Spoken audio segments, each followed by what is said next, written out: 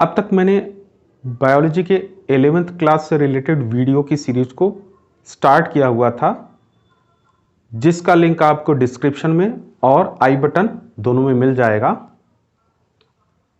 अब से class 12th के बायोलॉजी के लिए भी मैं वीडियो स्टार्ट कर रहा हूं। मेरी ये वीडियो क्लास 12th के बायोलॉजी से रिलेटेड है।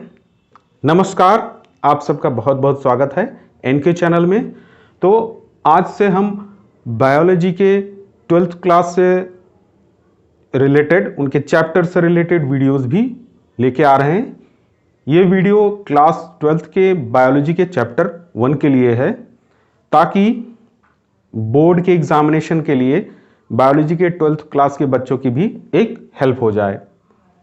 तो बिना समय गंवाए चलिए आज की इस वीडियो को हम स्टार्ट करते हैं। तो बायोलॉजी के क्लास 12th के पहले चैप्टर का नाम है जीवों में जनन यानी रिप्रोडक्शन। ये पहला चैप्टर है। तो चलिए आइए शुरू करते हैं इस चैप्टर के बारे में ब्रीफ में, ताकि मैं आपको जो जरूरी इंफॉर्मेशन है, जो क्वेश्चंस हैं, शॉर्ट क्वेश्चंस है, लॉन्ग क्वेश्चंस है, और कुछ बीच में इंपॉर्टेंट टॉपिक्स को भी इंक्लूड करके चलता हूं। तो चलिए इस चैप्टर को शुरू किया जाए। तो ये शॉर्ट क्वेश्चन है। शॉर्ट क्वेश्चन है, जीवों के लिए जनन क्यों अनिवार्य है। अब इसका आंसर देख लेते हैं। देखिए, जीव जो होता है उसमें जनन क्यों आवश्यक है, इससे रिलेटेड आंसर है, जनन जीवों का एक अति महत्वपूर्ण लक्षण है। यह एक अति आवश्यक जैविक क्रिया है, जिसके द्वारा न सिर्फ जीवों की उत्तरजीविता में मदद मिलती है, बल्कि इससे जीव जाति की निरंतरता भी बनी रहती है। जनन जीवों के अमरत्व में भी सहायक होता है। प्राकृतिक मृत्यु व जीर्णता के कारण होने वाले जीव ह्रास की आपूर्ति जनन द्वारा ही होती है। जनन से जीवों की संख्या बढ़ती है। जनन एक ऐसा माध्यम है जिसके द्वारा लाभदायक विभिन्नताएं एक पीढ़ी से दूसरी पीढ़ी तक स्थानांतरित होती हैं। अतः जनन जैव विकास में भी सहायक होता है। इन समस्त कारणों के आधार पर कहा जा सकता है कि जनन जीवों के लिए अनिवार्य है। अब देखिए, जीवों में जनन आवश्यक तो है ही। अगर जीवों में जनन नहीं होगा तो उनकी प्राकृतिक संख्या यानी जनसंख्या घटती जाएगी और धीरे धीरे ये प्रकृति से विलुप्त हो जाएंगे। जैसे बहुत से ऐसे जानवर हैं, बहुत से ऐसे जीव जंतु हैं जो आज के समय में विलुप्त प्राय हो चुके हैं, क्योंकि इनमें निरंतरता नहीं बनी रह पाई। इनमें अपने संतति को उत्पन्न करके इस धरातल पर, इस संसार में छोड़ने की निरंतरता बंद होती चली गई, किसी न किसी प्राकृतिक या दैवीय आपदा के कारण धीरे धीरे उनका विलोप होता चला गया। तो इसलिए जीवों में जनन आवश्यक है। अब चलिए चलते हैं अगले प्रश्न की तरफ। अगला प्रश्न है, जनन की अच्छी विधि कौन सी है और क्यों। तो चलिए इसका उत्तर देख लेते हैं। उत्तर है, प्रायः लैंगिक जनन यानी सेक्सुअल रिप्रोडक्शन को जनन की श्रेष्ठ विधि माना गया है।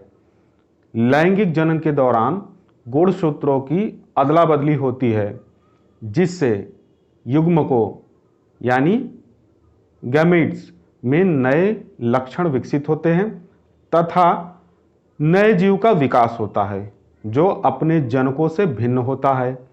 अतः लैंगिक जनन जैव विकास में सहायक होता है।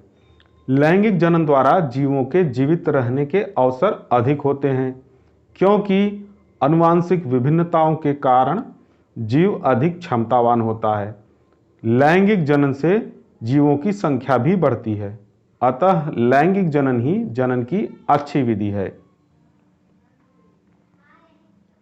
अब चलते हैं अगले प्रश्न की तरफ। लैंगिक जनन यानी सेक्सुअल रिप्रोडक्शन, इसकी थोड़ी सी और डिटेल जानकारी देख लेते हैं।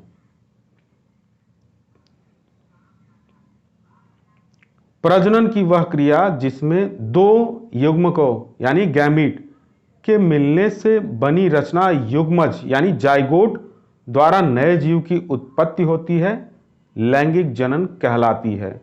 अब इसमें डायग्राम में भी आप कुछ देख रहे होंगे, यह आपके माइटोसिस मियोसिस से रिलेटेड एक डायग्राम है। इसको चाहे आप स्क्रीनशॉट भी लेकर अपने पास रख सकते हैं।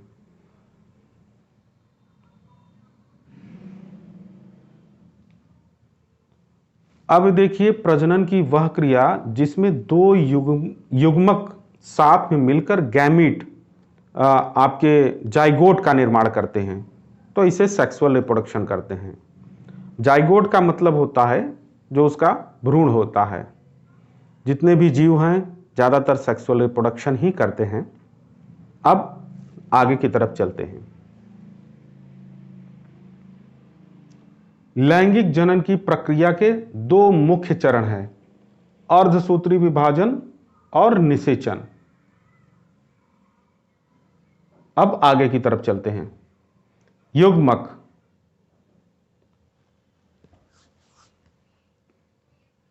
युग्मक यूकैरियोटिक प्रकार की जनन कोशिका है।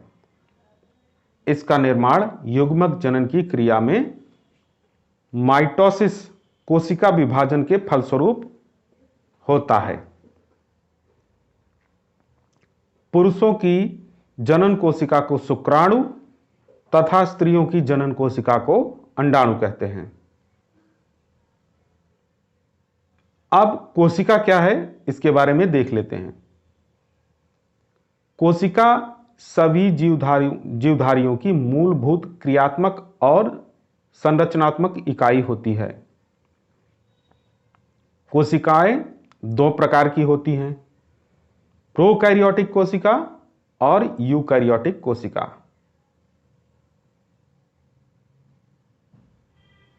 देखिए कोशिका जो होती है यह हमारे स्ट्रक्चर की इकाई होती है, यूनिट, यानी पूरी बॉडी जो है वो कोशिकाओं के मिलने से बनी है। आगे के चैप्टर्स में मैं बताऊंगा कोशिकाओं से क्या क्या चीजें होती हैं, किस तरीके से स्टेप बाय स्टेप कोशिका के आगे ऊतक, ऊतक तंत्र, ये सारी चीजें आती हैं। फिलहाल आगे चलते हैं और देखते हैं अगले पॉइंट को। प्रोकैरियोटिक कोशिका। प्रोकैरियोटिक कोशिकाएं वे कोशिकाएं होती हैं जिनका शारीरिक संगठन अति सरल होता है। इनमें स्पष्ट केंद्रक का अभाव होने के साथ कई प्रकार के झिल्ली युक्त कोशिकांग, गोल्गी बॉडी या जिसको आप गोल्जी बॉडी कहें, माइटोकॉन्ड्रिया आदि अनुपस्थित होता है, जिनमें से प्रोकैरियोटिक कोशिका वे कोशिकाएं होती हैं जो सबसे पहले विकसित हुई थी। इस कारण इनकी संरचना और संगठन भी सरल होता है। इन कोशिकाओं से प्रारंभिक जीवों का निर्माण होता है, जैसे कि मुनेरा जगत के प्राणी।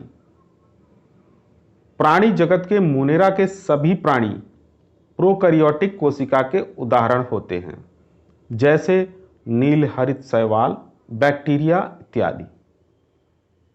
अब चलते हैं यूकैरियोटिक कोशिका की तरफ। ये वे सभी विकसित कोशिकाएं जिनमें एक सुविकसित केंद्रक पाया जाता है, यानी वेल डेवलप्ड सेंट्रियोल्स पाया जाता है, तथा केंद्रक झिल्ली के द्वारा चारों ओर से घिरा रहता है। अब इस डायग्राम को आप देख लीजिए, इसमें आपको बहुत सारी चीजें मिल जाएंगी, जैसे न्यूक्लियस है और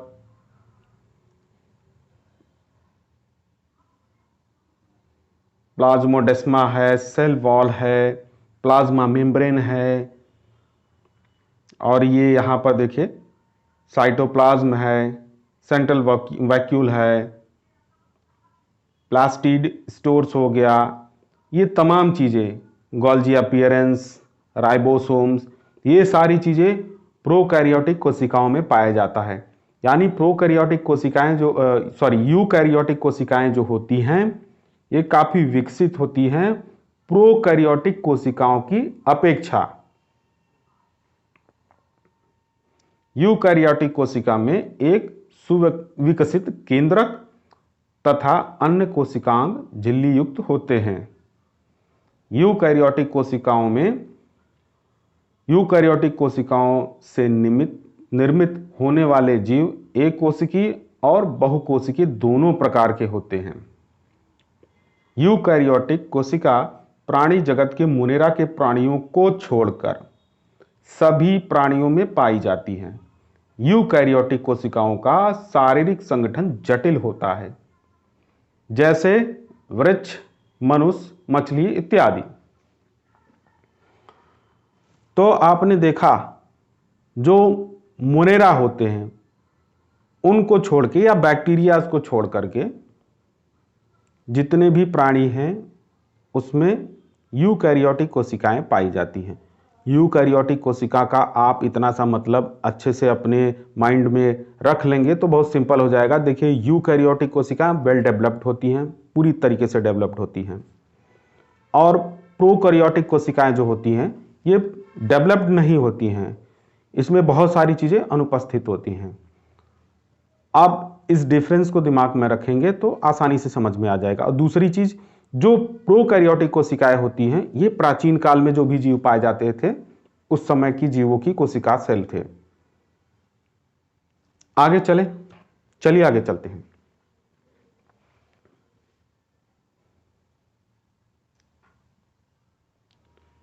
कोशिका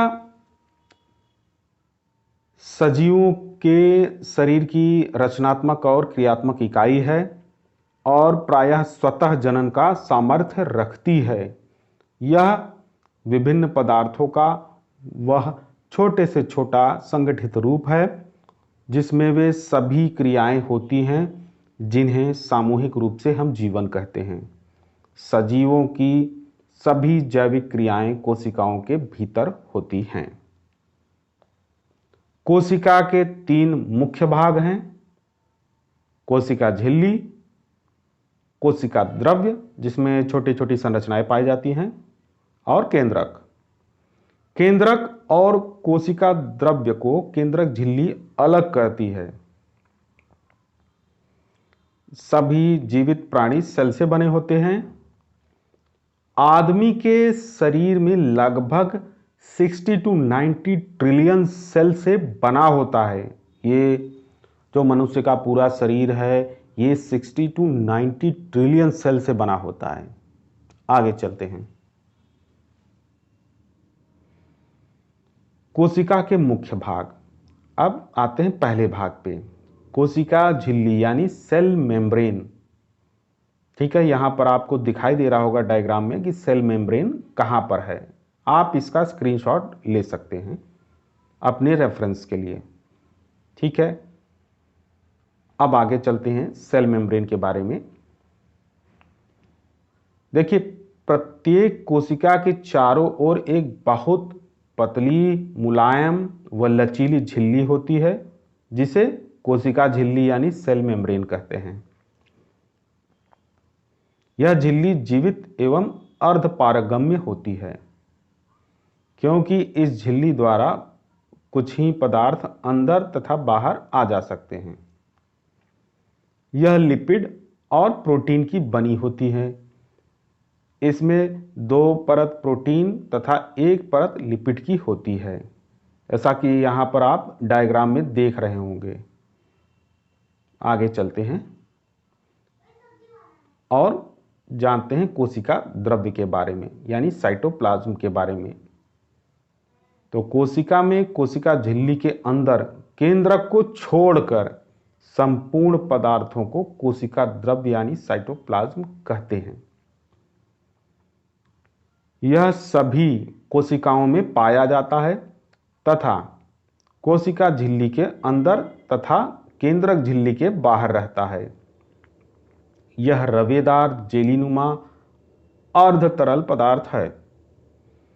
यह पारदर्शी एवं चिपचिपा होता है। अब आगे चलते हैं तीसरे पॉइंट की तरफ, यानी केंद्रक न्यूक्लियस की तरफ। तो केंद्रक क्या है ये देख लेते हैं। केंद्रक कोशिका का सर्वाधिक महत्वपूर्ण भाग है, बहुत ही इंपॉर्टेंट भाग है, जो कोशिका की उपापचय यानी मेटाबॉलिक तथा आनुवंशिक क्रियाओं पर नियंत्रण रखता है। रॉबर्ट ब्राउन 1831 में ने सर्वप्रथम इसका वर्णन कोशिका के स्थायी अंग के रूप में किया। प्रत्येक कोशिका सामान्यतः एक केंद्रक होती है, किंतु कभी कभी दो केंद्रक भी पाए जाते हैं, जैसे पैरामीशियम में, तथा अनेक केंद्रक जैसे वाउचेरिया में पाए जाते हैं। यानी वाउचेरिया जो हो गया उसमें कई सारे केंद्रक पाए जा सकते हैं, यानी पॉलीन्यूक्लिएट इसको बोलेंगे। अब आगे चलते हैं, केंद्रक की संरचना का थोड़ा सा डिस्क्रिप्शन देख लेते हैं। संरचना के आधार पर केंद्रक को निम्नलिखित भागों में बांटा जा सकता है। केंद्रक कला, केंद्रक द्रव्य, केंद्रक जाल, क्रोमेटिन थ्रेड्स इसको बोला जाता है, या क्रोमेटिन नेटवर्क। ये केंद्रक के बारे में है, कंफ्यूज ना होइएगा, क्योंकि यहां पर अब हम केंद्रक की संरचना के बारे में बात कर रहे हैं। और चौथा है केंद्रिका, न्यूक्लियोलस। अब केंद्रक के जो भाग हैं उनके बारे में डिटेल में देखते हैं। केंद्रक कला, न्यूक्लियर मेम्ब्रेन। चलिए, यह केंद्रक द्रव्य यानी न्यूक्लियोप्लाज्म को चारों ओर से ढका रहता है तथा कोशिका द्रव्य यानी साइटोप्लाज्म से अलग करता है। यानी यह केंद्रक द्रव्य को चारों ओर से ढका रहता है तथा कोशिका द्रव्य को से अलग करता है केंद्रक को। केंद्रक कला प्लाज्मा मेम्ब्रेन के समान दो झिल्लियों की बनी होती है। बाहरी झिल्ली लिपोप्रोटीन की बनी होती है, इसमें राइबोसोम्स लगे होते हैं। तो अगर जब कोई क्वेश्चन आए या कभी ये सवाल किया जाए कि राइबोसोम्स कहाँ होते हैं, तो आप आसानी से बता सकते हैं कि राइबोसोम्स कहाँ पाए जाते हैं। आगे चलते हैं। भीतरी झिल्ली फाइब्रस लेमिना की बनी होती है। दोनों के बीच परिकेंद्रीय स्थान पेरीन्यूक्लियर स्पेस होता है। झिल्ली के बीच बीच में छिद्र होता है, जिसे केंद्रकीय छिद्र न्यूक्लियर पोर कहते हैं। ये अष्टभुजी होते हैं। अब आगे चलते हैं। केंद्रक द्रव्य यानी न्यूक्लियोप्लाज्म। यहां पर आप डायग्राम देख सकते हैं और इसका चाहे तो स्क्रीनशॉट भी रख सकते हैं।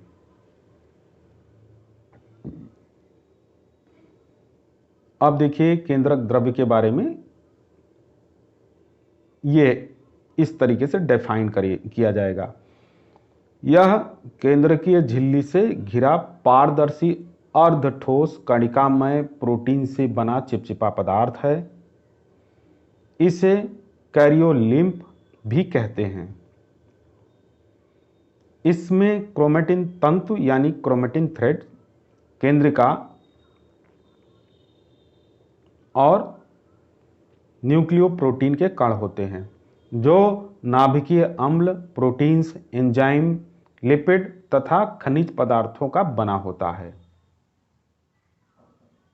अब चलते हैं कोशिका के अगले भाग की तरफ, यानी केंद्रक जालक क्रोमेटिन नेटवर्क, या आप इसको क्रोमेटिन थ्रेड्स भी कह सकते हैं।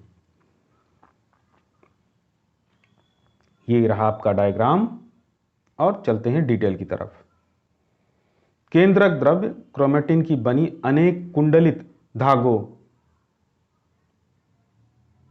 क्रोमोनिमेटा से बनी होती है, जो जाल के समान रचना बनाती है। केंद्रक जालक पर अति सूक्ष्म कणिकाएं होती हैं, जिन्हें क्रोमेटिन कण या क्रोमोसेंटर कहते हैं। यह कोशिका विभाजन के समय संघनित होकर गुणसूत्र यानी क्रोमोसोम बनाते हैं। अब देखिए, यहां पर आपको क्रोमोसोम से रिलेटेड भी एक पॉइंट मिल गया, तो इसको नोट करके रखिएगा। अब आगे चलते हैं। क्रोमेटिन दो प्रकार के होते हैं। यह क्वेश्चन आ सकता है कि क्रोमेटिन कितने प्रकार के होते हैं, तो आप बताएंगे कि क्रोमेटिन दो प्रकार के होते हैं। कौन कौन से हैं, चलिए देख लेते हैं। यूक्रोमेटिन और हेट्रोक्रोमेटिन। अब यूक्रोमेटिन में देख लेते हैं। ये महीन धागेनुमा क्षारीय रंजकों द्वारा अभिरंजित होता है। इसमें डीएनए की मात्रा अधिक होती है, अतः आनुवंशिक रूप से सक्रिय होते हैं। हेट्रोक्रोमेटिन के बारे में देख लेते हैं। ये आनुवंशिक रूप से निष्क्रिय होते हैं, लेकिन कोशिका की उपापचयी क्रियाओं और नाभिकीय अम्ल के जीव संश्लेषण में सक्रिय होते हैं। तो ये देखा आपने यहां पर कि जो यूक्रोमेटिन होता है उसमें डीएनए की मात्रा अधिक होती है, इसलिए वह आनुवंशिक रूप से सक्रिय होता है, तथा हेट्रोक्रोमेटिन जो होता है यह आनुवंशिक रूप से निष्क्रिय होता है, लेकिन इस कोशिका की उपापचयी क्रियाओं में तथा नाभिकीय अम्ल के जीव संश्लेषण में यह सक्रिय होता है। अब आगे चलते हैं। क्रोमोसोम क्या होता है या क्रोमोसोम क्या है, ये क्वेश्चन आपसे पूछा जा सकता है। तो चलिए देखते हैं। तो गुणसूत्र या क्रोमोसोम सभी वनस्पतियों व जीवों की कोशिकाओं में पाए जाने वाले तंतुरूपी पिंड होते हैं, जो आनुवंशिक गुणों को निर्धारित व संचालित करने के लिए जाने जाते हैं। क्रोमोसोम डीएनए के लंबे तार की तरह होते हैं, जिनमें कई जीन का समावेश होता है। क्रोमोसोम डीएनए तथा प्रोटीन के बने होते हैं। अब आप समझे कि जो क्रोमोसोम होता है वो डीएनए तथा प्रोटीन का बना होता है। इंसानों में क्रोमोसोम के 23 पेयर्स होते हैं और इनका एक सेट प्रत्येक माता और पिता दोनों से, माता पिता से विरासत में मिला होता है। यानी दोनों को जब आप मिला देंगे तो 46 गुणसूत्र हो जाएंगे।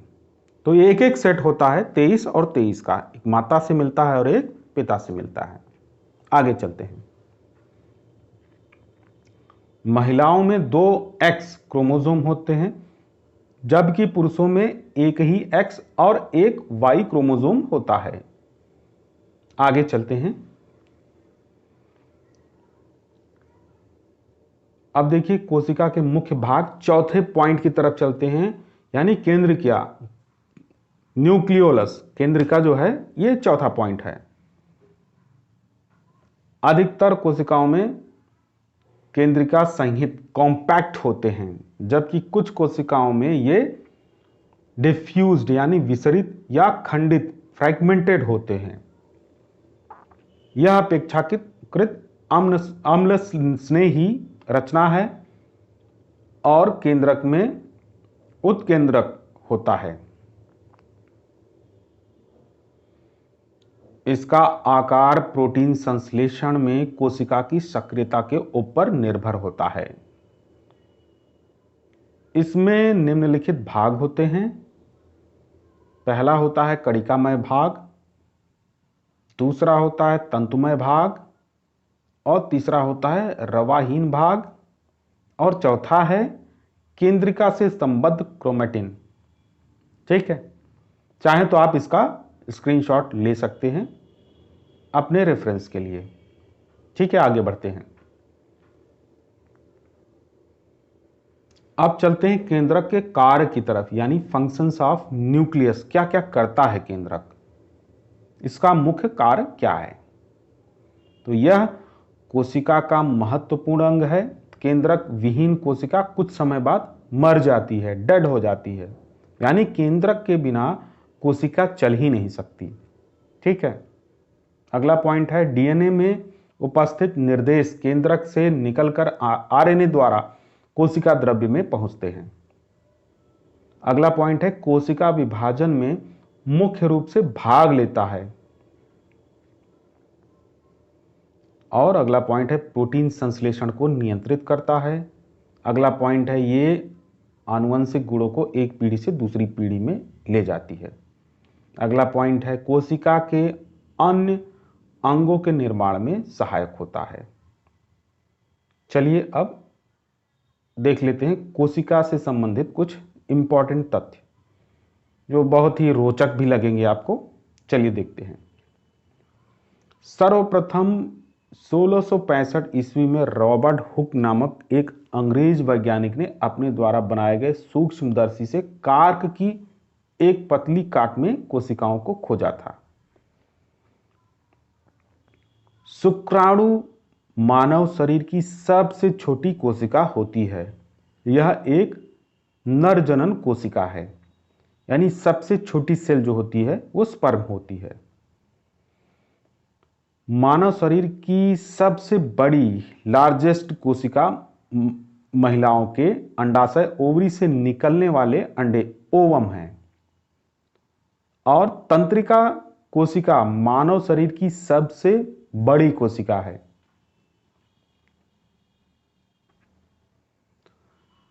सबसे बड़ी कोशिका शुतुरमुर्ग के अंडे की कोशिका होती है, यानी जो सबसे बड़ा सेल होता है वो शुतुरमुर्ग के अंडे में पाया जाता है, या शुतुरमुर्ग का अंडा सबसे बड़े सेल से मिलकर बनता है।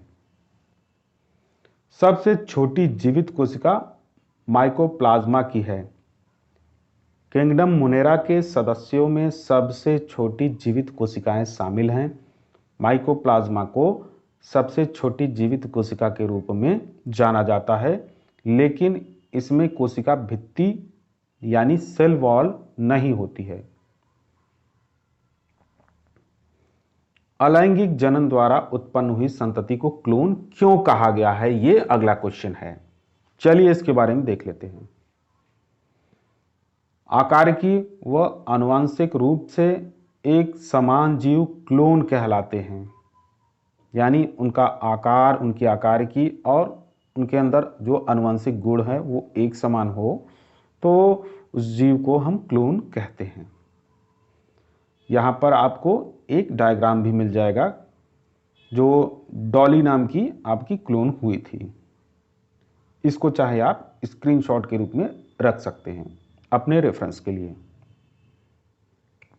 अब देखिए, अलैंगिक जनन द्वारा उत्पन्न संतति आनुवंशिक व आकारिकी रूप से अपने जनक के एकदम समान होती है, अतः इसे क्लोन कहते हैं। अब ये जो क्लोन होता है,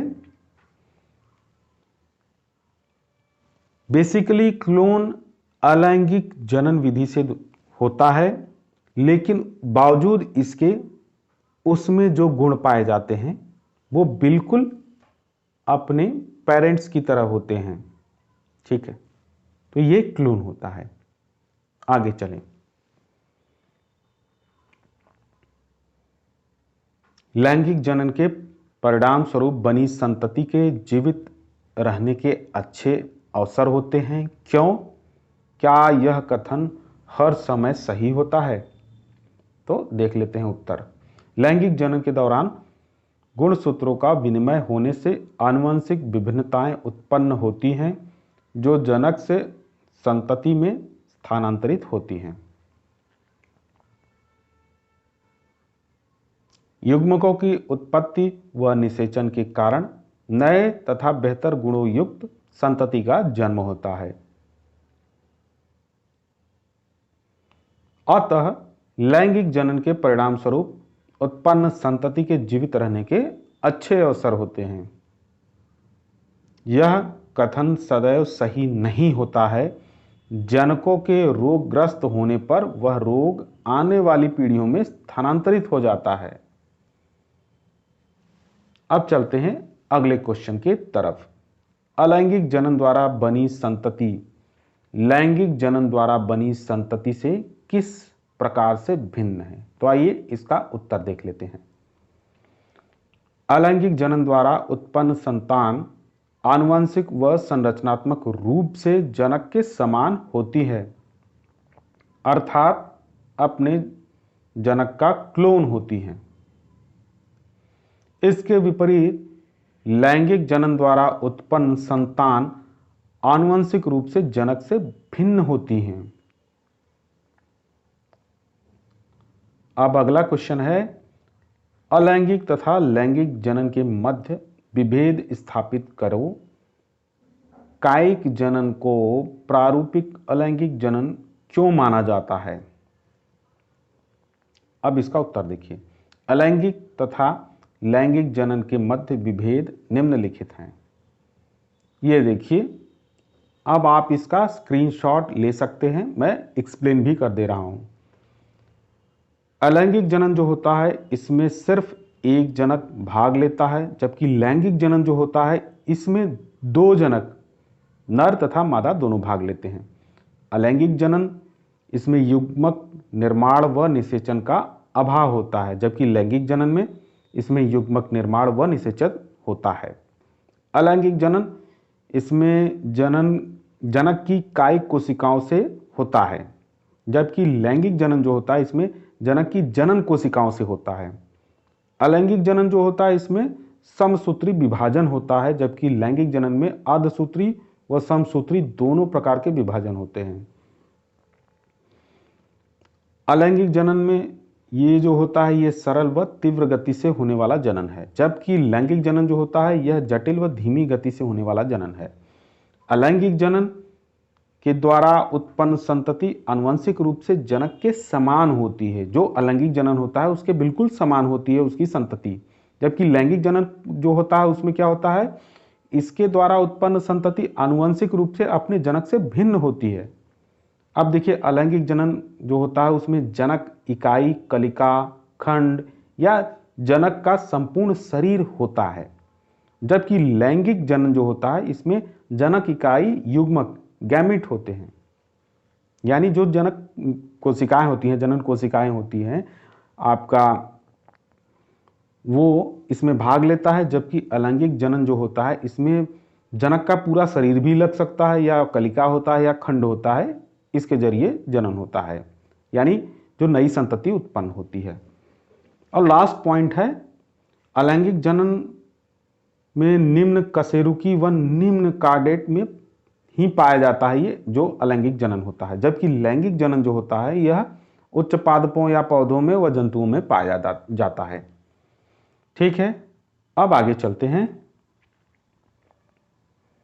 वेजिटेटिव रिप्रोडक्शन यानी कायिक जनन के बारे में देख लेते हैं। अलैंगिक जनन की ऐसी विधि जिसमें पौधे के कायिक भाग से नए पौधे का निर्माण होता है, यानी उसका कोई पार्ट ले लिया जाता है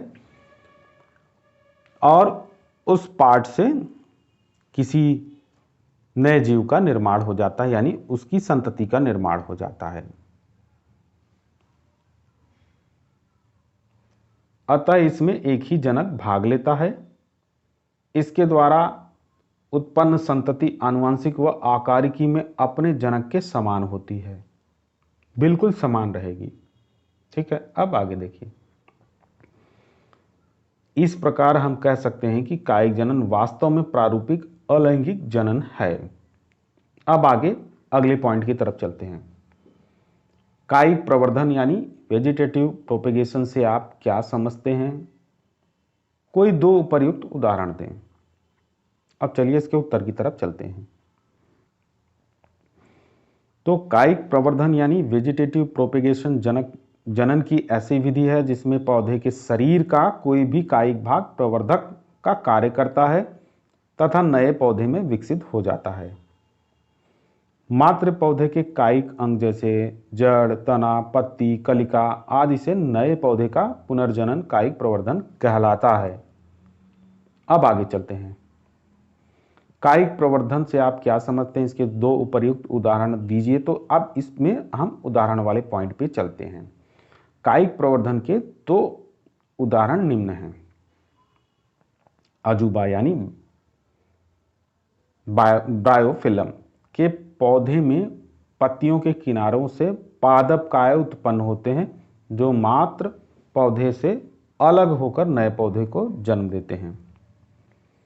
आलू के कंद में उपस्थित पर्वसंधियां यानी जो नोड्स होते हैं, इससे कायिक प्रवर्धन में सहायक होती हैं। ये कायिक प्रवर्धन करती हैं जो नोड्स होते हैं आलू के कंद वगैरह में। पर्वसंधियों में कलिकाएं स्थित होती हैं तथा प्रत्येक कलिकों द्वारा नए पौधे का जन्म होता है। अब चलते हैं क्वेश्चन की तरफ। तो क्वेश्चन है, व्याख्या कीजिए क किशोर चरण, ख प्रजनक चरण, ग जीर्णता चरण या जीर्णावस्था। तो चलिए क किशोर चरण के बारे में देख लेते हैं। सभी जीवधारी लैंगिक रूप से परिपक्व होने से पूर्व एक निश्चित अवस्था से होकर गुजरते हैं। इसके पश्चात ही वे लैंगिक जनन कर सकते हैं। ये किशोर चरण हुआ। इस अवस्था को प्राणियों में किशोर चरण तथा पौधों में कायिक अवस्था वेजिटेटिव फेज कहते हैं। इसकी अवधि विभिन्न जीवों में भिन्न भिन्न होती है। अब चलते हैं ख प्रजनक चरण, इसके बारे में देखते हैं। तो किशोरावस्था अथवा कायिक प्रावस्था के समाप्त होने पर प्रजनक चरण अथवा जनन प्रावस्था प्रारंभ होती है। डायग्राम भी आप देख लीजिएगा। पौधों में इस अवस्था को स्पष्ट पहचाना जा सकता है क्योंकि पौधों में पुष्पन यानी फ्लावरिंग प्रारंभ हो जाता है। प्राणियों में भी अनेक शारीरिकी एवं आकारिकी परिवर्तन आ जाते हैं। इस चरण में जीव संतति उत्पन्न करने योग्य हो जाता है। यानी कि प्राणियों में कुछ ऐसे लक्षण आ जाते हैं, जैसे मनुष्यों को देख लें तो दाढ़ी मूंछ का उगना और तमाम शरीर से संबंधित ऐसी क्रियाएं होती हैं, ऐसे परिवर्तन होते हैं जिससे आसानी से हम समझ सकते हैं इन लक्षणों के बारे में। आगे चलते हैं। यह अवस्था विभिन्न जीवों में अलग अलग होती है। अब अगला पॉइंट है ग जीर्णता चरण या जीर्णावस्था। यह जीवन चक्र की अंतिम अवस्था अथवा तीसरी अवस्था होती है।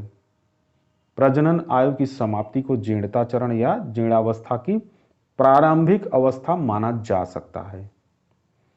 इस चरण में उपापचय क्रियाएं मंद होने लगती हैं, ऊतकों का क्षय होने लगता है तथा शरीर के अंग धीरे धीरे कार्य करना बंद कर देते हैं और अंततः जीव की मृत्यु हो जाती है। इसे वृद्धावस्था भी कहते हैं। अब देखिए अगला पॉइंट या क्वेश्चन कुछ इस प्रकार से है, अपनी जटिलता के बावजूद बड़े जीवों ने लैंगिक प्रजनन को पाया है, क्यों? तो देखिए, लैंगिक प्रजनन जटिल तथा धीमी गति से होने के बावजूद भी अनेक रूप से उत्तम है। इस प्रकार के जनन के दौरान गुणसूत्रों का विनिमय होने से नए लक्षण विकसित होते हैं जो पीढ़ी दर पीढ़ी स्थानांतरित होते रहते हैं। गुणसूत्रों के आदान प्रदान से विभिन्नताएं भी उत्पन्न होती हैं जो जैव विकास में सहायक होती हैं। अपने इन्हीं गुणों के कारण बड़े जीवों में लैंगिक जनन पाया जाता है। अब क्वेश्चन है, व्याख्या करके बताएं कि अर्धसूत्री विभाजन तथा युग्मक जनन सदैव अंतर संबंधित होते हैं। अब देखिए इसका आंसर है, जैविक जनन करने वाले जीवधारियों में प्रजनन के समान अर्धसूत्री विभाजन यानी मियोसिस तथा युग्मक जनन गैमेटोजेनेसिस प्रक्रियाएं होती हैं। सामान्यतया लैंगिक जनन करने वाले जीव द्विगुणित होते हैं। युग्मक निर्माण प्रक्रिया को युग्मक जनन कहते हैं। शुक्राणुओं के निर्माण को शुक्रजनन तथा अंडाणुओं के निर्माण को अंडजनन कहते हैं। इनका निर्माण क्रमशः नर तथा मादा जनदों गोनैड्स में होता है। आगे बढ़ते हैं। व्याख्या करके बताएं कि अर्धसूत्री विभाजन तथा युग्मक जनन सदैव अंतर संबंधित होते हैं। तो इसमें पॉइंट है, युग्मकों में गुणसूत्रों की संख्या आधी रह जाती है, अर्थात युग्मक अगुणित होते हैं। युग्मक जनन प्रक्रिया अर्धसूत्री विभाजन द्वारा होती है। अतः युग्मक जनन तथा अर्धसूत्री विभाजन क्रियाएं अंतर संबंधित होती हैं। निषेचन के फलस्वरूप नर तथा मादा अगुणित युग्मक संयुग्मन द्वारा द्विगुणित युग्माणु बनाता है, यानी डिप्लॉयड जाइगोट बनाता है। द्विगुणित युग्माणु से भ्रूणीय परिवर्धन द्वारा नए जीव का विकास होता है। आगे चलते हैं। प्रत्येक पुष्पीय पादप के भाग को पहचानिए तथा लिखिए कि वह अगुणित है या द्विगुणित है। ये देखिए है पॉइंट। पहला अंडाशय, दूसरा परागकोश, तीसरा अंडा या डिंब, चौथा पराग, पांचवा नर युग्मक, छठा युग्मनज। अब यहाँ पर देखिए डायग्राम भी दिया हुआ है जिसमें द्विलिंगी पुष्प की अनुलंब काट दी हुई है, तो आप स्क्रीनशॉट ले सकते हैं अपने रेफरेंस के लिए। अब चलते हैं पॉइंट की तरफ पुष्पीय भाग के। पहला है अंडाशय ओवरी, ये द्विगुणित होता है, 2n इसमें लिखेंगे। दूसरा है परागकोश यानी एंथर, द्विगुणित 2n। तीसरा अंडा या डिंब ओवा अगुणित होता है, यानी इसमें सिर्फ n लिखेंगे। चौथा है परागकण यानी पोलन ग्रेन, ये भी अगुणित होता है, इसमें भी n लिखेंगे। पांचवा है नर युग्मक मेल गैमेट, ये भी अगुणित होता है, इसमें भी n लिखेंगे। छठा है युग्मनज जाइगोट, ये जो होता है ये द्विगुणित होता है, तो इसमें 2n लिखेंगे। युग्मनज यानी जाइगोट शुक्राणु तथा अंड के मिलने से बनी द्विगुणित संरचना होती है, इसीलिए इसमें 2n लिखा होता है। अब आगे चलते हैं। बाह्य निषेचन की व्याख्या कीजिए, इसके नुकसान बताइए। तो बाह्य निषेचन यानी एक्सटर्नल फर्टिलाइजेशन, ये क्या है? शुक्राणु नर युग्मक तथा अंड मादा युग्मक के संयुग्मन या संलयन को निषेचन कहते हैं।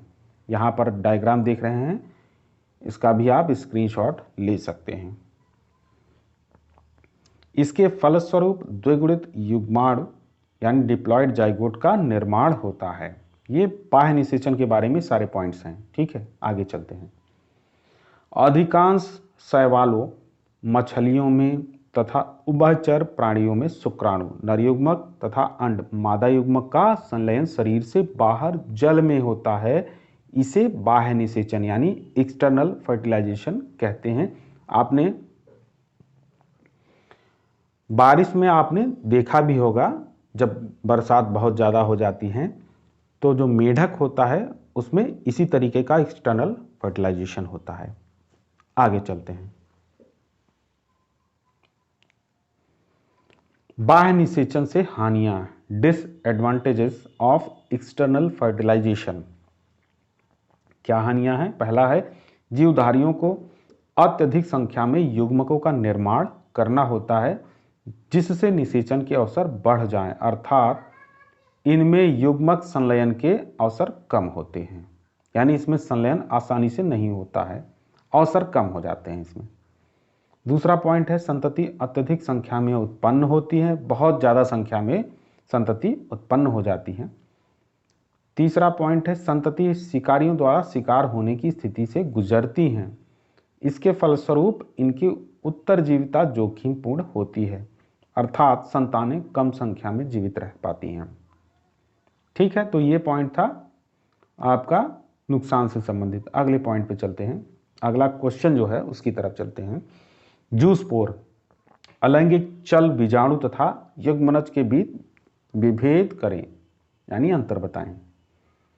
तो जूस्पोर यानी अलैंगिक चल बीजाणु, ये इस तरीके से जूस्पोर है। आप इसका स्क्रीनशॉट ले सकते हैं अपने रेफरेंस के लिए, जो डायग्राम बना हुआ है। यह नग्न चल कशाभिका युक्त संरचना है जो अलैंगिक जनन की इकाई है, यानी इससे जो जूस पोर्स होते हैं इससे अलैंगिक जनन होता है।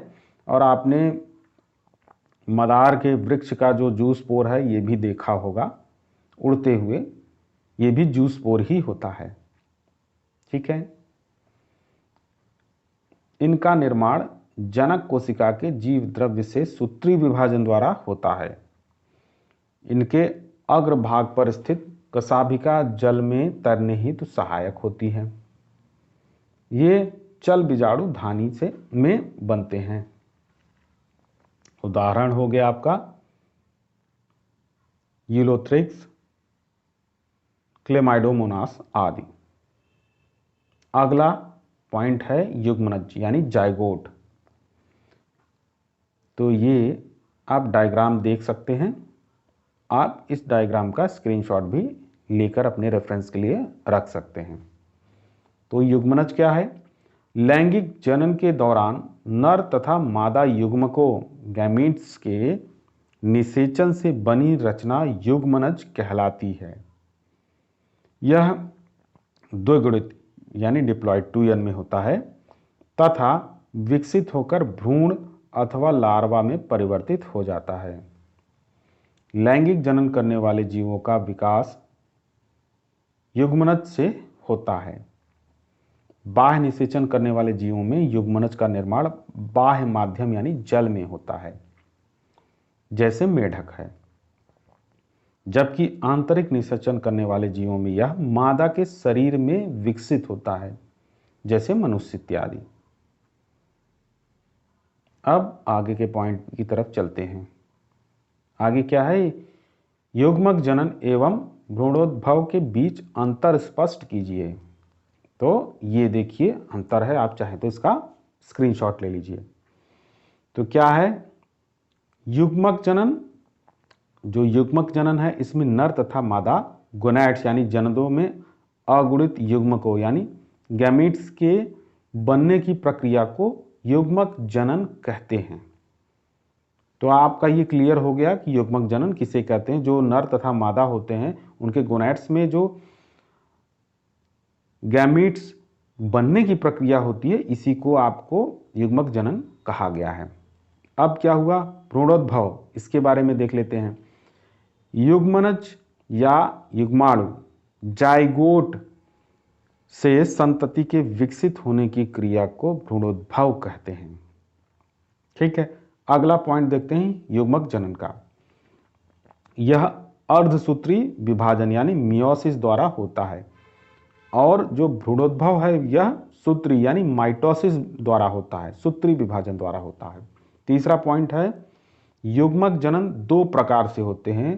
पहला होता है शुक्राणु जनन, दूसरा या शुक्र जनन आप इसको कहिए, और दूसरा पॉइंट है अंड जनन। जबकि भ्रूणोद्भव जो होता है वो क्या है? भ्रूणोद्भव के अंतर्गत निम्नलिखित क्रियाएं होती हैं। पहला है युग्मक जनन, दूसरा निषेचन, तीसरा विदलन या एवं भ्रूण निर्माण। तो ठीक है, इसका आप स्क्रीनशॉट ले सकते हैं ताकि आप अपने रेफरेंस के लिए इसका इस्तेमाल कर सकें। चलिए आगे चलते हैं। एक पुष्प में निषेचन पश्च परिवर्तनों की व्याख्या कीजिए। इस क्वेश्चन का अब हम आंसर देख लेते हैं। पुष्प में निषेचन पश्च परिवर्तन। पुष्पी पौधों में दोहरा निषेचन तथा त्रिक संलयन होता है, यानी double fertilization and triple fusion होता है। इसके फलस्वरूप भ्रूणकोश में द्विगुणित युग्मनज यानी जाइगोट तथा त्रिगुणित प्राथमिक भ्रूणपोष केंद्रक यानी प्राइमरी एंडोस्पर्मिक न्यूक्लियस बनता है। इनसे क्रमशः भ्रूण यानी एम्ब्रियो तथा भ्रूणपोष यानी एंडोस्पर्म बनता है। भ्रूणपोष विकासशील भ्रूण को पोषण प्रदान करता है। इसके साथ साथ बीजांड में निम्नलिखित परिवर्तन होते हैं जिसके फलस्वरूप बीजांड से बीज तथा अंडाशय से फलावरण यानी पेरिकार्प का निर्माण होता है। अब देखते हैं जो बीजांड वृंत होता है वो बीज वृंत से बीज वृंत बनाता है। अध्यावरण बीजावरण बनाता है। अंड द्वार बीज द्वार बनाता है।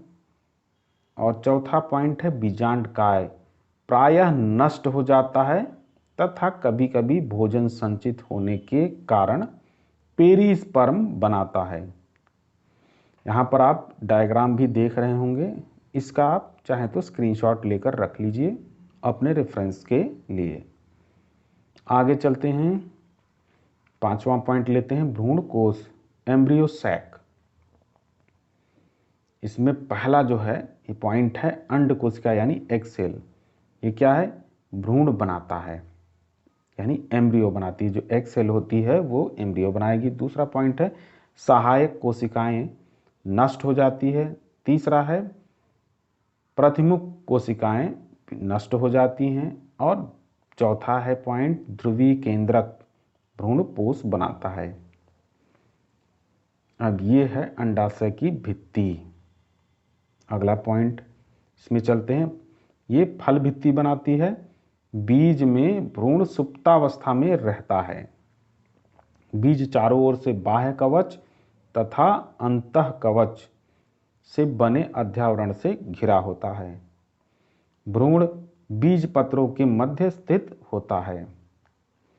फल भित्ति की संरचना के आधार पर फल सरस अथवा शुष्क होते हैं। अब आगे चलते हैं। एक द्विलिंगी पुष्प क्या है? अपने आसपास से 5 द्विलिंगी पुष्पों को एकत्र कीजिए और अपने शिक्षक की सहायता से इनके सामान्य एवं वैज्ञानिक नाम पता कीजिए। ये क्वेश्चन है, तो चलिए इसके उत्तर की तरफ चलते हैं। द्विलिंगी पुष्प यानी बाइसेक्सुअल फ्लावर।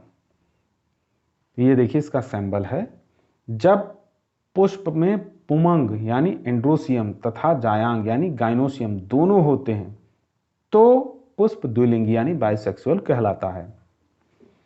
सामान्यतया समीपवर्ती क्षेत्रों में पाए जाने वाले द्विलिंगी पुष्प जैसे ये देखिए सरसों हो गया, जिसका वैज्ञानिक नाम क्या होगा? ब्रेसिका कैम्पेसिट्रिस। अब दूसरा पुष्प देख लेते हैं। दूसरा पुष्प होगा, दूसरा जैसे हो गया मूली, इसका वैज्ञानिक नाम होगा रेफेनस सेटाइवस। और तीसरा हो गया मटर, इसको क्या बोलेंगे? Pisum sativum.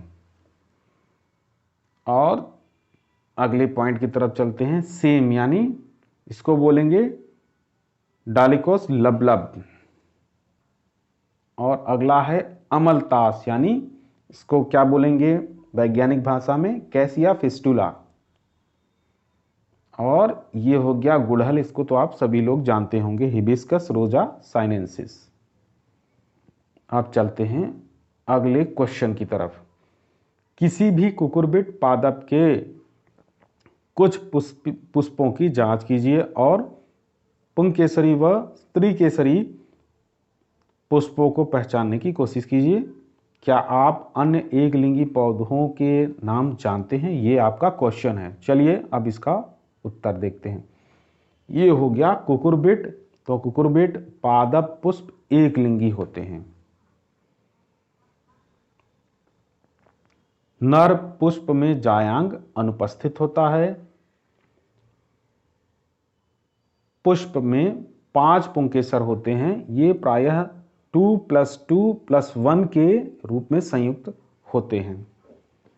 इनके परागकोश व्यावृत ट्विस्टेड होते हैं। ये बगल में डायग्राम आप देख रहे होंगे, आप इसका स्क्रीनशॉट ले लीजिए अपने रेफरेंस के लिए। चलिए आगे देख लेते हैं। मादा पुष्प में पुमंग एंड्रोसियम अनुपस्थित होता है। जायांग त्रिअंडपी युक्तांडपी एक कोष्ठी तथा अधोवर्ती अंडाशय से बना होता है।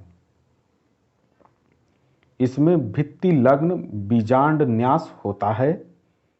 अंडाशय से विकसित सरल सरस फल पेपो कहलाता है। अब चलते हैं अगले पॉइंट की तरफ। अगले पॉइंट में हम देखते हैं अन्य एक लिंगी पौधे। ऐसे मक्का हो गया, इसका वैज्ञानिक नाम क्या हुआ? चिया मेज। अगला हो गया खजूर, तो खजूर का वैज्ञानिक नाम क्या हुआ? Phoenix sylvestris. अगला हुआ पपीता, इसका वैज्ञानिक नाम हुआ करिका पपाया। और इसके बाद है ये नारियल यानी कोकोस न्यूसीफेरा। अब आगे चलते हैं अगले प्रश्न की तरफ। प्रश्न है अंड प्रजक प्राणियों की संतानों का उत्तर जीवन यानी सर्वाइवल सजीव प्रजक प्राणियों की तुलना में अधिक जोखिम युक्त क्यों होता है? व्याख्या कीजिए, ये क्वेश्चन है। अब हम चलते हैं इसके उत्तर की तरफ। तो अंड प्रजक यानी ओविपोरस प्राणियों में निषेचित अंडे यानी युग्मनज का विकास मादा प्राणी के शरीर से बाहर होता है। मादा कैल्शियम युक्त कवच से ढके अंडों को सुरक्षित स्थान पर निक्षेपित करती है। अंडों में भ्रूणी विकास के फलस्वरूप शिशु का विकास होता है। शिशु निश्चित अवधि के पश्चात अंडे के स्फुटन के परिणाम स्वरूप मुक्त हो जाता है, यानी अंडा फूट जाता है तो वो शिशु बाहर निकल आता है। अंड प्रजक में बाह्य परिवर्धन यानी एक्सटर्नल डेवलपमेंट होता है और यह पर्यावरणीय प्रतिकूल परिस्थितियों तथा शिकारी प्राणियों से प्रभावित होता है। इसके फलस्वरूप इन प्राणियों की उत्तरजीविता अधिक जोखिम युक्त होती है। अंड प्रजक प्राणियों को विकास के लिए कम समय मिलता है, अतः इन जीवों में आंतरिक परिपक्वता सजीव प्रजक की तुलना में कम होती है। जैसे आपका उदाहरण क्या हो गया?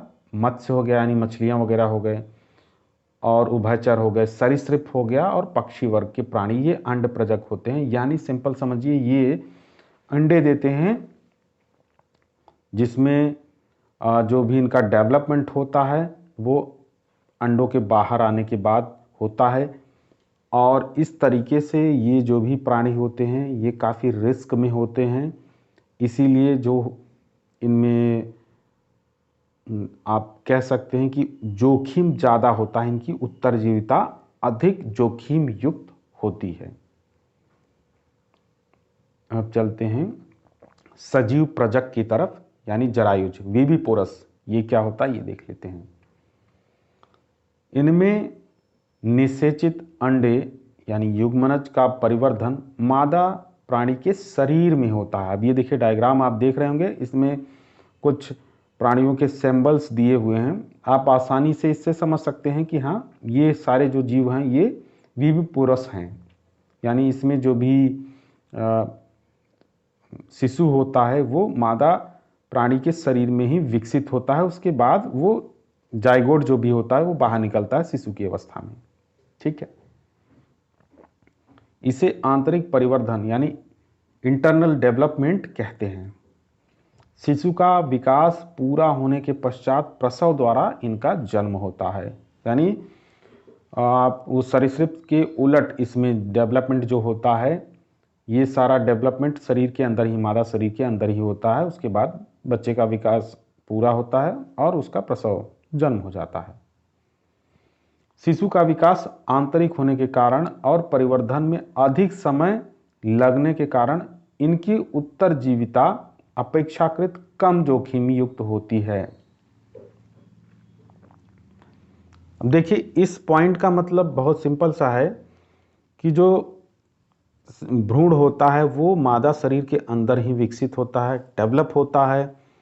तो बाहरी वातावरण से लड़ना भिड़ना या फिर किसी भी प्रकार का जोखिम इसमें नहीं होता है। सारी सुरक्षा मादा शरीर या माँ के अंदर ही होती है। जबकि बाकी जो जीव थे, ओविपोरस जो थे, उनमें जो मादा होती है वो अंडे देती है और शिशु उसी में विकसित होता है, धीरे धीरे विकास करता है, इसलिए उसमें जोखिम बहुत ही ज़्यादा था और इसमें जोखिम उतना नहीं होता है। चलिए आगे देखते हैं। आंतरिक परिवर्धन के होने के कारण ये बाह्य वातावरण तथा बाह्य परभक्षी जीवों से सुरक्षित रहते हैं। यही कारण है कि सजीव प्रजक की उत्तरजीविता अंड प्रजक की अपेक्षा अधिक होती है। अब चलते हैं अगले पॉइंट की तरफ। ये है बहुविकल्पीय प्रश्न। पौधों के निम्नलिखित अंगों में कौन सा कायिक प्रजनन के लिए सर्वाधिक अनुकूल है? अब ये क्वेश्चन है और इसका पॉइंट क्या है, कौन कौन से पॉइंट है ये देखते हैं। ये है जड़, तना, पत्ती और पत्र प्रकलिका। अब इसमें आपके पास 2 सेकेंड है, आप उसका आंसर सोचिए और बताइए। चलिए हम आपको आंसर भी बता दे रहे हैं और इसका उत्तर है तना। अगले प्रश्न की तरफ चलते हैं। शकरकंद एवं डहेलिया में कायिक जनन होता है। अब पॉइंट है पत्तियों द्वारा, पुष्पों द्वारा, जड़ों द्वारा, तनों द्वारा। अब आप इसका उत्तर बताइए। तो चलिए इसका उत्तर देख लेते हैं। इसका उत्तर है जड़ों द्वारा। अब आगे चलते हैं। निम्न में कायिक कृत्रिम कायिक प्रवर्धन संभव है? आलू में, अजूबा में, आम में या प्याज में? अब इसका उत्तर आप सोच समझकर बताइए। चलिए इसका उत्तर भी देख लेते हैं। उत्तर है आम में। अब आगे चलते हैं और अति लघु उत्तरीय प्रश्न की तरफ हम चलते हैं।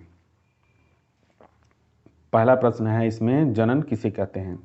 उत्तर हो गया वह क्रिया जिसमें जीव अपने समान जीव को उत्पन्न करता है जनन कहलाती है। जनन कितने प्रकार का होता है? तो उत्तर है 2 प्रकार का, लैंगिक और अलैंगिक जनन। मुकुलन पर टिप्पणी लिखिए। तो उत्तर है मुकुलन यानी बडिंग। इस प्रकार का विभाजन यीस्ट एवं कुछ जीवाणुओं में पाया जाता है।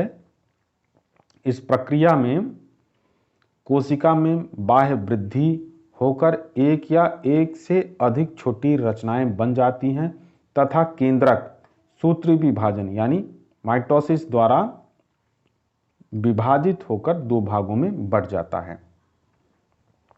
कुछ वैज्ञानिकों के अनुसार केंद्रक का यह विभाजन असूत्री विभाजन या एमाइटोसिस प्रकार का होता है। बगल में देखिए डायग्राम है, आप इसका स्क्रीनशॉट लेके अपने रेफरेंस के लिए रख सकते हैं।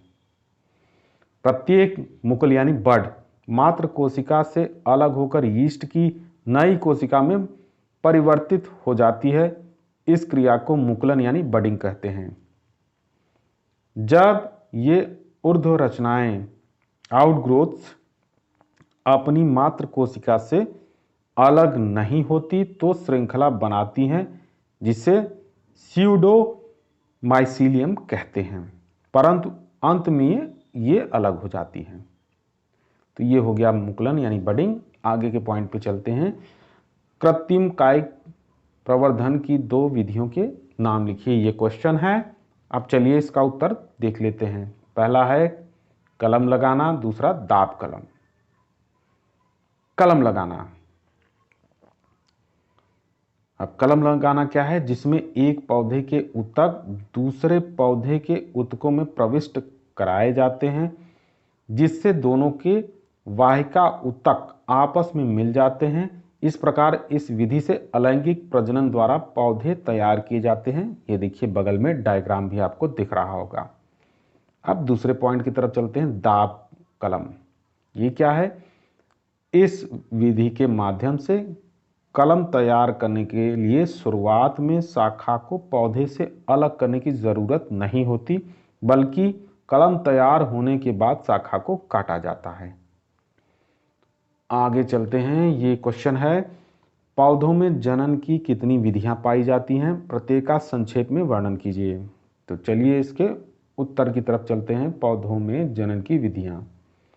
पौधों में मुख्य रूप से जनन की निम्नलिखित दो विधियां पाई जाती हैं। अब यह है अलैंगिक जनन यानी एसेक्सुअल रिप्रोडक्शन, और सेक्सुअल रिप्रोडक्शन। बगल का डायग्राम भी आप देख रहे होंगे, इसका आप चाहें तो स्क्रीनशॉट ले सकते हैं। अलैंगिक जनन यानी एसेक्सुअल रिप्रोडक्शन, ये क्या है? यह जनन का एक सामान्य प्रकार है जिसमें केवल एक ही जीव या जनक पेरेंट भाग लेता है। एक ही जीव रहेगा, सिंगल ही रहेगा, वो भाग लेगा, इसे एसेक्सुअल रिप्रोडक्शन कहते हैं। इस विधि में वयस्क बनने के बाद जीव अपनी हूबहू प्रतिलिपियां आइडेंटिकल कॉपीज के रूप में संततियां उत्पन्न करता है। अतः जनक तथा संततियों के बीच आनुवंशिक पदार्थ एवं लक्षणों में कोई अंतर नहीं होता है। इसलिए अलैंगिक जनन के फलस्वरूप उत्पन्न संततियों को क्लोन कहते हैं। ऐसा जनन अपेक्षाकृत तीव्र दर से होता है। इसके लिए शरीर में कोई विशिष्ट ऊतक या अंग नहीं होते हैं। अब दूसरा है पॉइंट आपका लैंगिक जनन यानी सेक्सुअल रिप्रोडक्शन। इसमें देख लेते हैं पॉइंट क्या क्या है। लैंगिक जनन की प्रक्रिया जटिल होती है। इसके लिए शरीर में विशेष प्रकार के जननांग यानी रिप्रोडक्टिव ऑर्गन्स होते हैं। शरीर की सामान्य दैहिक कोशिकाओं यानी सोमैटिक सेल्स से भिन्न प्रकार की दो अगुणित यानी हेप्लॉइड इक्वल टू एन, जिसको आप एन बोलते हैं, हेप्लॉइड कोशिकाओं का संयुग्मन लैंगिक जनन की आधारभूत प्रक्रिया होती है। इन अगुणित कोशिकाओं को लैंगिक कोशिका यानी सेक्स सेल या युग्मक गैमीट्स कहते हैं। शरीर की दैहिक कोशिकाएं द्विगुणित यानी डिप्लॉइड होती हैं। लैंगिक कोशिकाएं प्रमुख जननांगों अर्थात जनदों गोनैड की जनन कोशिकाओं जर्म सेल्स में विभिन्न विशेष प्रकार के अर्धसूत्री या मियोटिक विभाजन से बनती हैं। जो जनक होते हैं ये आपका मियोटिक विभाजन से बनते हैं, जिसमें जो ये जर्म सेल्स होते हैं। आगे चलते हैं। इनके बनने की इस प्रक्रिया को युग्मक जनन गैमेटोजेनेसिस कहा जाता है, या आप युग्मक जनन या गैमेटोजेनेसिस कह सकते हैं। आगे चलते हैं। संयुग्मन में भाग लेने वाली दो लैंगिक कोशिकाएं भिन्न प्रकार की होती हैं, एक नर युग्मक कोशिका तथा दूसरी मादा युग्मक। इनके युग्मनज से बनी दुगुणित कोशिका को युग्मनज या जायगोट कहते हैं। इसी से नई संतान का प्रारंभ होता है। जनन कोशिकाओं के अर्धसूत्री विभाजन द्वारा बनी युग्मक कोशिकाओं में जनन कोशिकाओं के जोड़ीदार अर्थात समजात गुणसूत्रों का बंटवारा अनियमित एवं संयोजिक होता है। फिर युग्मनजों यानी जाइगोट्स के बनने से नर व मादा युग्मक का संयुग्मन भी संयोगित होता है। इसके कारण युग्मनजों के जीन प्रारूप यानी जीनोटाइप्स जनन कोशिकाओं के जीन प्रारूपों से कुछ भिन्न होते हैं। इसी कारण लैंगिक जनन के फलस्वरूप बनी संतति माता पिता से थोड़ी भिन्न दिखाई देती है। कुछ डिफरेंस इसीलिए रहता है तो लैंगिक जनन में संततियां आती हैं, यानी अगली पीढ़ी जो आती है, इसीलिए डिफरेंस होता है। आगे चलते हैं। अब क्वेश्चन है, टिप्पणी लिखिए ब्रायोफाइट्स में वर्षी प्रजनन। चलिए देखते हैं उत्तर। ब्रायोफाइट्स के युग्मकोद्भिद में अनेक प्रकार का वर्षी प्रजनन होता है। उदाहरण विखंडन, जेमा, कंदे, पुतंतु, पत्र, प्रकलिका द्वारा। विखंडन विधि में बहुकोशिकीय जनक पौधे का शरीर दो या 2 से अधिक टुकड़ों में विखंडित हो जाता है तथा प्रत्येक टुकड़ा पुनरुद्भवन द्वारा एक नई वयस्क संतति में विकसित हो जाता है। कभी कभी पौधे की पत्ती व तने के अग्रभाग पर बहुकोशिकीय एवं हरे रंग की रचनाएं निकलती हैं, जिन्हें जेम्यूल कहते हैं। ये अलग होकर अंकुरण द्वारा नए पौधे को जन्म देती हैं। पौधों के कंद तथा पुतंतु भी नए पौधों को जन्म देते हैं। ब्रायोफाइट्स में पत्र प्रकलिकाओं द्वारा भी वर्धी प्रजनन होता है। वे कलिकाएं जिनमें खाद्य पदार्थ संचित रहता है पत्र प्रकलिकाएं कहलाती हैं। ये कलिकाएं मात्र पौधे से टूटकर भूमि पर गिर जाती हैं तथा अनुकूल मौसम में इनमें अपस्थानिक जड़ें निकल जाती हैं, जो भूमि से जल एवं खनिज लवणों का अवशोषण करती हैं तथा प्रकलिकाएं वृद्धि करके नवीन पौधे बना लेती हैं। अब अगला क्वेश्चन है, सूक्ष्म प्रवर्धन माइक्रो प्रोपेगेशन पर एक टिप्पणी लिखिए या उत्तक संवर्धन पर संक्षिप्त टिप्पणी लिखिए। चलिए देखते हैं उत्तर। यह कायिक प्रवर्धन की सबसे आधुनिक विधि है। इस विधि में मात्र पौधे के थोड़े से ऊतक से हजारों की संख्या में पादपों को प्राप्त किया जा सकता है। यानी थोड़ा सा ऊतक यूज होगा, उसमें हजारों की संख्या में आपको प्लांट मिल जाएंगे। इसी को बोलते हैं आपका माइक्रो प्रोपेगेशन यानी सूक्ष्म प्रवर्धन। यह विधि ऊतक तथा कोशिका संवर्धन तकनीक tissue and cell culture technique पर आधारित है। इस विधि में जिस पौधे से प्रवर्धन करना होता है उसके किसी भाग से ऊतक यानी टिश्यू का छोटा सा भाग अलग कर लिया जाता है। अब इस ऊतक की अजन्म परिस्थितियों एसेप्टिक कंडीशंस में किसी उचित संवर्धन माध्यम यानी कल्चर मीडियम में वृद्धि कराते हैं। यह ऊतक पोषक पदार्थों का अवशोषण करके वृद्धि करता है, यानी जो पोषक पदार्थ होते हैं उनका ये ऊतक ही अवशोषण कर लेता है, जिससे ये वृद्धि करता है, जिससे कोशिकाओं के गुच्छे बन जाते हैं जिन्हें कैलस कहा जाता है। इस कैलस को लंबे समय तक गुड़न के लिए सुरक्षित रखा जा सकता है। आवश्यकता पड़ने पर कैलस का एक छोटा टुकड़ा दूसरे ऐसे माध्यम पर स्थानांतरित कर दिया जाता है जहां यह वृद्धि करके नए पौधे के रूप में विकसित होता है। इस पादप को निकालकर मृदा में लगा दिया जाता है। इस विधि में एक बार ऊतक संवर्धन करके लंबे समय तक पौधे प्राप्त किए जाते हैं और ये अधिक संख्या में प्राप्त होते हैं। यह विधि आर्किड्स, कार्नेशंस, गुलदाउदी एवं सतावर में अधिक सफल है। इस विधि से मशरूम्स का भी संवर्धन किया जाता है। जो मशरूम होता है वो भी इसी तरीके से उसका भी संवर्धन किया जाता है। आगे चलते हैं और विस्तृत उत्तरीय प्रश्न की तरफ अब चला जाए। पहला क्वेश्चन है, कायिक जनन किसे कहते हैं? यह कितने प्रकार का होता है? प्राकृतिक कायिक संवर्धन का विस्तृत वर्णन कीजिए। या कायिक प्रवर्धन किसे कहते हैं? यह कितने प्रकार का होता है? या ये क्वेश्चन इस तरीके से भी पूछा जा सकता है, यह है प्राकृतिक कायिक प्रवर्धन पर टिप्पणी लिखिए। या पौधों में कायिक जनन पर संक्षिप्त टिप्पणी लिखिए। अब चलिए चलते हैं उत्तर की तरफ। तो पौधों में कायिक जनन ये पॉइंट है। चलिए शुरू करते हैं। कायिक जनन प्रजनन की अथवा नए पौधे के पुनर्निर्माण रीजेनरेशन की क्रिया है। इस क्रिया में नया पौधा मात्र पौधे के किसी भी कायिक भाग से बनता है। इसके सभी लक्षण व गुण मात्र पौधे के समान ही होते हैं। कायिक जनन को कायिक प्रवर्धन यानी वेजिटेटिव प्रोपेगेशन के नाम से भी जाना जाता है।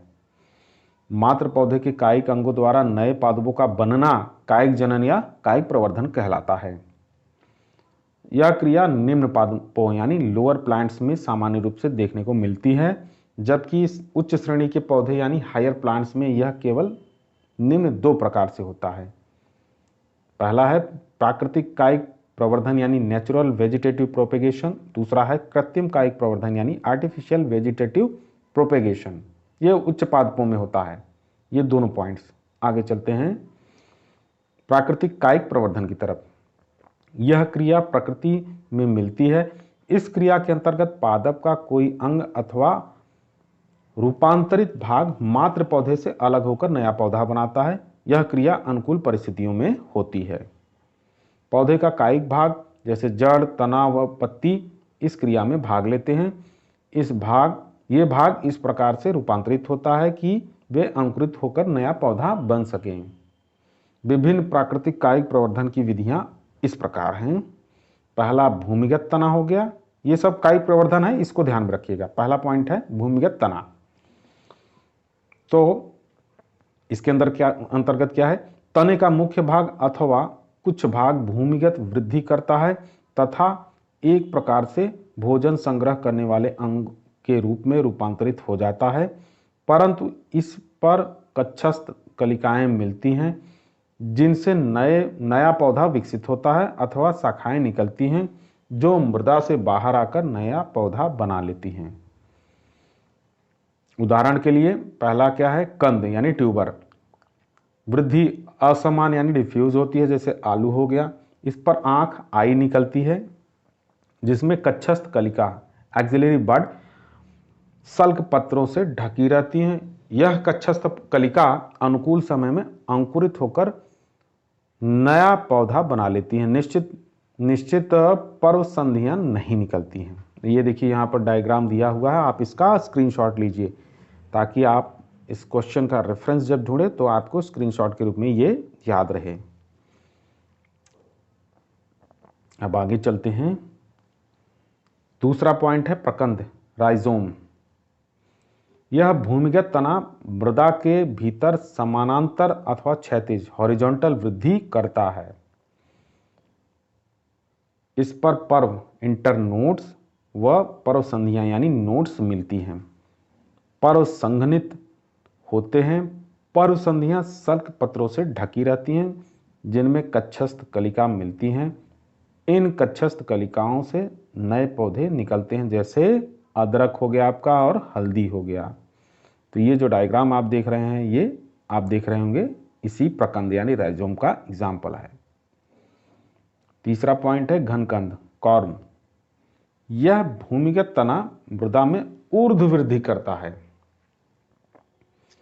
इसमें पर्व संधियां यानी नोड पर सल्क पत्रों से कलिकाएं ढकी रहती हैं जिनसे नया पौधा बनता है, जैसे आपका अरबी हो गया, केसर हो गया और जिमीकंद आदि। अगला पॉइंट है सल्ककंद यानी बल्ब। यह प्ररोह का वह रूपांतरण है जहां तना छोटा होता है तथा इसे समानित तने के चारों ओर रसीले गूदेदार सल्क पत्र मिलते हैं। सल्क पत्रों के कक्ष में कक्षस्थ कलिकाएं होती हैं जो नए पौधे को जन्म देती हैं, जैसे आपका प्याज हो गया, ट्यूलिप हो गया, रजनीगंधा हो गया। आगे चलते हैं। दूसरा पॉइंट है अर्धवायवीय तना। यह तना भूमि के समानांतर क्षैतिज वृद्धि करता है। प्रत्येक पर्व संधि यानी नोड से जड़ें तथा प्ररोह यानी शाखा निकलते हैं। कभी कभी पर्व संधि का कुछ भाग मृदा में अथवा जल में मिलता है। उदाहरण के लिए पहला है ऊपरी भूस्तारी यानी रनर। यह तना विसर्गी होता है तथा मृदा के बाहर की ओर क्षैतिज रूप से निकलता है। प्रत्येक पर्व संधि यानी नोड से जड़ें फूटती हैं तथा प्ररोह यानी शाखा निकलता है जो विपरीत दिशा में वायु में वृद्धि करता है। पर्व संधि से निकलती प्रत्येक शाखा एक नया पौधा बना लेती हैं, जैसे दूब घास हो गया, खट्टी बूटी हो गया, सेंटेला हो गया।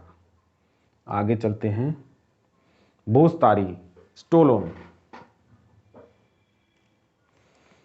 इनमें पर्व संधियों से जड़ें एवं वायवीय भाग निकलते हैं। भूस्तारी के टूटने पर प्रत्येक वायवीय शाखा स्वतंत्र पौधा बन जाती हैं। उदाहरण की जैसे अरबी हो गया, केला आदि हो गए। ये देखिए डायग्राम भी आ गया जिसमें आपको रनर भी दिख जाएगा, शकर, स्टोलन, ऑफसेट, ये सारी चीज़ें दिख जाएंगी। आप इसका स्क्रीनशॉट ले लीजिए ताकि आपको आसानी हो समझने में। आगे चलते हैं। भूस तारिका ऑफसेट, जलोद्भुत होने के कारण इनकी पर्व संधियां जल निमग्न होती हैं। प्रत्येक पर्व संधि से पत्तियों का एक समूह निकलता है जिसमें नीचे जड़ों का गुच्छा होता है जो मात्र पादप से अलग होकर नया पादप बनाता है। जैसे समुद्र शोक हो गया, पिस्टिया हो गया, ये सब इसके एग्जाम्पल हैं भूस तारिका के। आगे है अंतम भूस तारी यानी शकर। इसमें मुख्य तना यानी पर्व मृदा के ऊपर क्षैतिज रूप से बढ़ता है यानी हॉरिजॉन्टली बढ़ता है। शाखाएं प्रत्येक पर्व संधि से मृदा के बाहर निकल आती हैं, जैसे पुदीना आपका हो गया, ये एग्जाम्पल है। आगे चलते हैं और देखते हैं तीसरा पॉइंट क्या है, मूल। कुछ पौधों के मूल यानी जड़ कायिक प्रवर्धन करते हैं, जैसे शकरकंद हो गया, सतावर, डहेलिया हो गया, याम आदि। इनमें अपस्थानिक कलिकाएं निकलती हैं जो नया पौधा बना लेती हैं। कुछ काष्ठीय पौधों की जड़ों जैसे मुराया, एल्बीजिया, सीसम आदि में जो प्ररोह यानी शूट निकलते हैं जिनकी वृद्धि नए पौधे के रूप में होती है। ये देखिए इसके बगल में जो डायग्राम है आप इसको देख सकते हैं, तो इसका स्क्रीनशॉट भी ले लीजिएगा ताकि आपको आसानी से समझ में आ जाए कि चित्र में क्या दिया हुआ है। चित्र में दिया क्या है, मूल द्वारा कायिक प्रवर्धन, ए जो है वो शीशम का एग्जाम्पल है, दूसरा बी जो है ये शकरकंद है। आगे चलते हैं। डी है पत्ती। पत्तियों द्वारा कायिक प्रवर्धन सामान्यतः कम ही मिलता है। कुछ पौधों जैसे ब्रायोफिल्लम तथा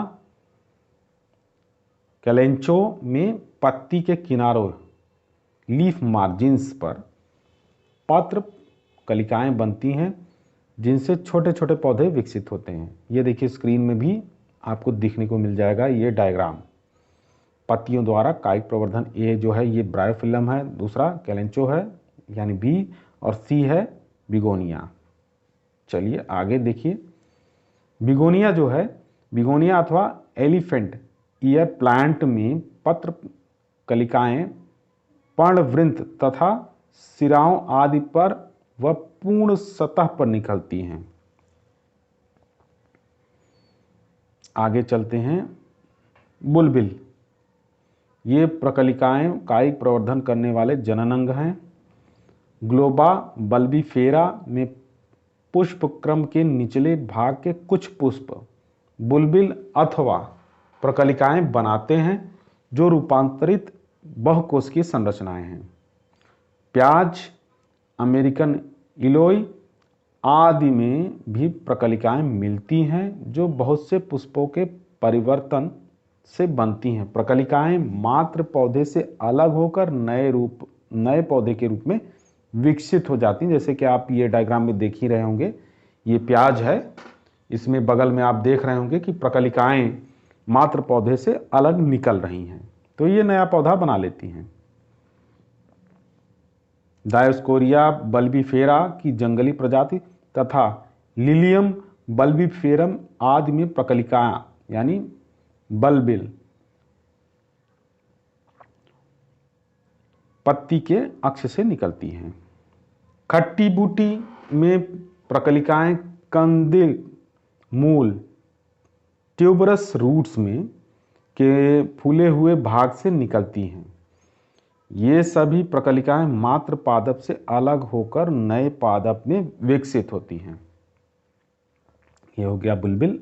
अब ये देखिए, ये स्क्रीनशॉट आप इसका ले सकते हैं जिसमें आपको बुलबिल और ग्लोबा बल्बीफेरा, बी अगेव, सी डायोस्कोरिया बल्बीफेरा, डी ऑक्सिलेसिस व ई अनन्नास, ये सारा कुछ आपको देखने को मिल जाएगा।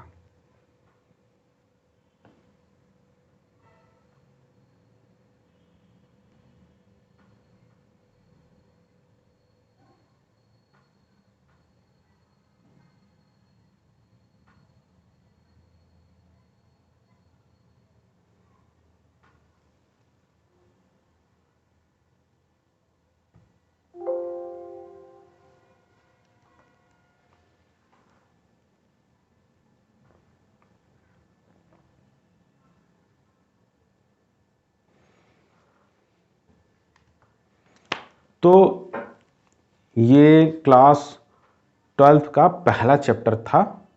आशा करता हूँ कि आपको ये वीडियो पसंद आई होगी। अगर इसमें किसी पॉइंट पर आपको कोई और वीडियो चाहिए होगी, किसी प्रकार का आपका क्वेश्चन हो, तो आप कमेंट में लिख सकते हैं। मैं अगली वीडियो में उस पर चर्चा अवश्य करूँगा। ये वीडियो आपको अच्छी लगी हो, बढ़िया लगी हो, जानकारी से भरपूर लगी हो, तो अपने ग्रुप्स में शेयर करें, अपने फ्रेंड सर्किल में शेयर करें, ताकि जो एग्ज़ाम आ रहा है उसमें ज़्यादा से ज़्यादा लोगों की एक हेल्प हो सके। साथ ही साथ इस चैनल को भी सब्सक्राइब कर लीजिए। इसी तरीके की वीडियोस में आगे लाता रहूँगा। चलिए मिलते हैं अगली वीडियो में बहुत ही जल्द। तब तक के लिए इजाज़त दीजिए। नमस्कार।